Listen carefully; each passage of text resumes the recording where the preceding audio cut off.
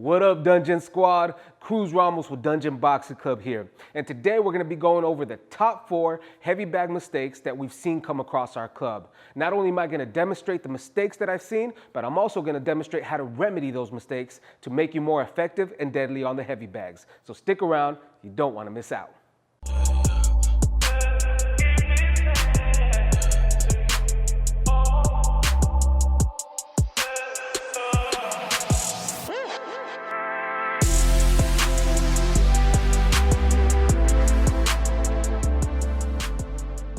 All right, so the next 4 heavy bag mistakes are the most common things I see from new members or things that I've seen online. And as a coach, it's important for me to catch these things. So I try to teach these remedies, these solutions that we're about to discuss within the first 2 to 3 sessions of getting a new member here at Dungeon Boxing Club. Now, it's important that I teach these things right away because if I allow these mistakes to continue, they not only lead to a fighter developing bad habits, but they could also lead to potentially some serious injuries. So let's take a look at what are the 4 most common heavy bag mistakes that I've seen here at Dungeon Boxing Club. So the first mistake that I see a lot of is standing too close to the bag. Okay, I don't like that. I like to teach my fighters to throw their punches at full extension because I feel like when you're standing too close to the bag and you're throwing your punches, really what you're doing is you're throwing half punches. So you're not throwing your punches at full extension. And that could be problematic because you can't put your full power into those punches. Later on, as you get into some more advanced methods and you're working on the inside, you're working on hitting that body, hitting that head on the inside, then that may be beneficial. But as you're starting out, you want to make sure that you're throwing your punches at full extension because it is at full extension that you can get the snap in, you can utilize the full power from your hips and your shoulders, and you throw more solid and quicker punches. So the way to remedy that, if you don't know exactly where to stand, is use your jab to dictate your range. You want to find your range. What is the best possible length you can throw your punch at and still use 100% power and speed and accuracy in those punches. So use your jab, and all you got to do is stand at the bag, put your hand out, put your jab out just like that, and that right there starts to give you an idea of where your range is so you can begin to throw those punches at full power and full extension. So the second mistake on the heavy bag that I see a lot of is actually the direct opposite of mistake number 1, and that is standing too far from the bag. Now this one here, I believe is much more dangerous, can lead to some more serious injuries than mistake number 1, and some really bad habits, right? So if I'm standing too far from that bag, when I'm trying to throw my punches, what I'm doing is I'm gonna start reaching. I'm gonna start overextending. Now, if you've ever overextended your arm when you threw a punch, when your elbow seems to pop in the direction it should not be going, that's some real painful stuff there. So you want to be careful with standing too far from the bag because not only are you allowing yourself or giving yourself the opportunity to get injured with the overextending, but you can also potentially begin to create some bad habits of leaving yourself exposed when you're hitting the heavy bag, okay? So if I'm over here and I'm reaching to throw my punches, what I'm doing is I'm popping my chin out because I want to get that extra length, I want to get that extra power there, so I'm really leaving myself exposed. Now, the heavy bag doesn't hit back, but if you start to develop those bad habits while you're hitting the bag, those things that you're doing on the heavy bag, you're going to do in sparring. You're going to do in an actual fight. Okay, so if I'm standing too far and I throw my jab, even if I have my hand up, I'm leaving my chin open to get countered by an uppercut or a hook or whatever my opponent may be throwing. And that's just a habit that you begin to develop from using the heavy bag. So same as mistake number 1, the way to remedy that is use your jab. Use your jab. This is your range finder.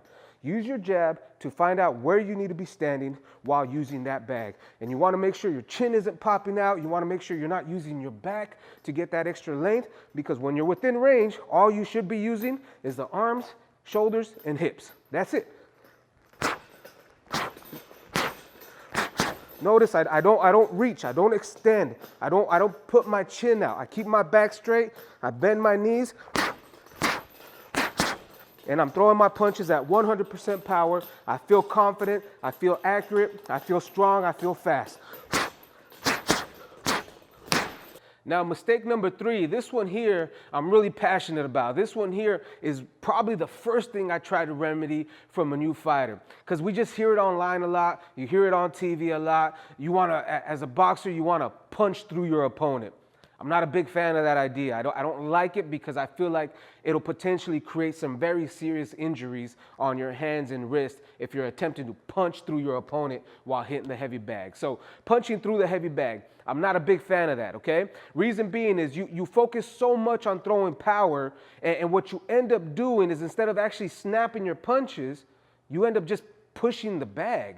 So I'm gonna demonstrate that real quick. So I'm gonna do my best to punch through the bag like we're being told to do. You see that? See what happens to that bag there? Starts to swing, and if I end up catching that bag as it's doing an odd movement, and I catch it at a wrong angle, what's gonna happen is I'm gonna start snapping my wrist. And that creates some real big problems in the hands and the tendons in your arms and could potentially take you out of the game. So I'm not a big fan of that idea of punching through the bag. Later on, as you become more advanced, you learn to set up the shots, you learn to set up your big power shots where you can potentially use that idea of punching through your opponent, but it's just not something that I teach here at Dungeon Boxing Club. Many other things that happen when you try to punch through that bag, like I said, is it creates a swinging in the bag. Second, it potentially messes up your wrist because you put so much power in that and you keep pushing it that you put a lot of pressure on your wrist. Not a big fan of that. And third, what it does is, especially when you're throwing your hooks, you're focusing so much on trying to punch through that bag that they start to look like slaps. They're not even real hooks, you know? You're not even landing those hooks with your fist because you want to punch through that bag. So they start becoming more slaps, hard slaps. And in boxing, that doesn't create points. In boxing, there's just no benefit to you. So the way I teach here, so the thing I teach here at Dungeon Boxing Club and the way I remedy that is as soon as you make contact, bring it back. Job is done. I've hit my opponent. I snapped my punch. I popped his or her head back. I don't need to be keeping myself out there, leaving myself exposed. Because when you punch through that, what you're doing is you're just leaving yourself open because you're creating a large arch in your punch, and it's just not beneficial to you as a fighter, leaving yourself exposed. So what I teach here at Dungeon Boxing Club is as soon as you make contact, bring it back. Job is done. Mission complete. Bring it back to where your hands are supposed to be, and that is protecting you from your opponent's assaults.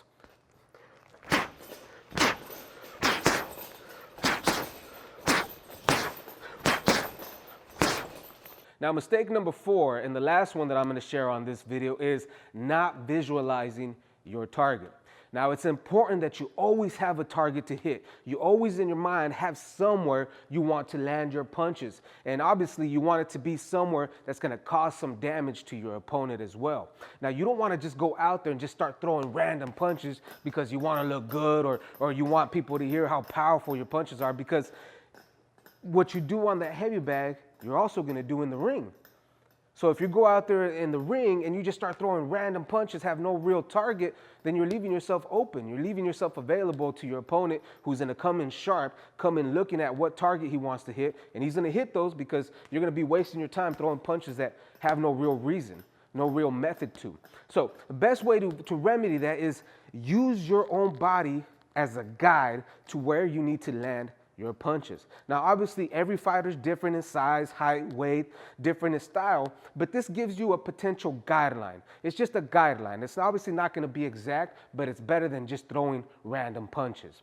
So if I'm standing here and I want to shoot a jab to the head, I'm not going to start throwing jabs down here, because I do see that a lot. Start throwing jabs down here or right here. So if I'm using my body as a guide, my head or my opponent's head is about this area here, okay? My arms, my opponent's arms are about in this area here. So if I'm just throwing jabs like this, what am I doing? I'm jabbing my opponent's arms. There's just no reason for that. There's no method for that. There's no need for that, okay? So I want to use my own body as a guide to where I need to land my shot. So if my head's up there, then that's where I need to throw my jab. If I see that my elbows are here to the side, and this here is leaving my body open, then I need to make sure I'm throwing those shots right there, because that's generally where my stomach is at. There you go, good. If I know that my arms are about here, so my opponent's arms are here, and I want to get to the rib cage, then I know that in my mind when I'm hitting this bag, I should visualize my opponent's arm right here. So I want to get around that to hit those ribs, just like that. So if I want to set it up now, I'm going to go to the jab, around the elbow, into the ribs, just like that. So you want to use your body as a guide. So that way, when you get in the ring, you already have a general idea of where you need to land those punches. And there we have it, Dungeon Squad. These are the top 4 heavy bag mistakes that we come across here at Dungeon Boxing Club. I hope these solutions and remedies are something you can implement into your training. And just keep in mind, as a new member or someone that trains at home, or maybe you're just starting out in this boxing, you're not really making mistakes. I struggled in the process of making this video. I struggled with using the word mistake because you're not really making mistakes. These are just areas you need to grow in. So I thank you, Dungeon Squad. I hope this video was informative for you. And do me a favor, Dungeon Squad, if there's any heavy bag mistakes that you've seen at your gym or you've seen online, let me know what those are. Let me know, drop those down in the comment box, but also don't only point out the problem, but let me know what is the solution. How did you remedy those heavy bag mistakes? Thank you so much, squad. I love you guys. I appreciate you all. We'll catch you on the next video.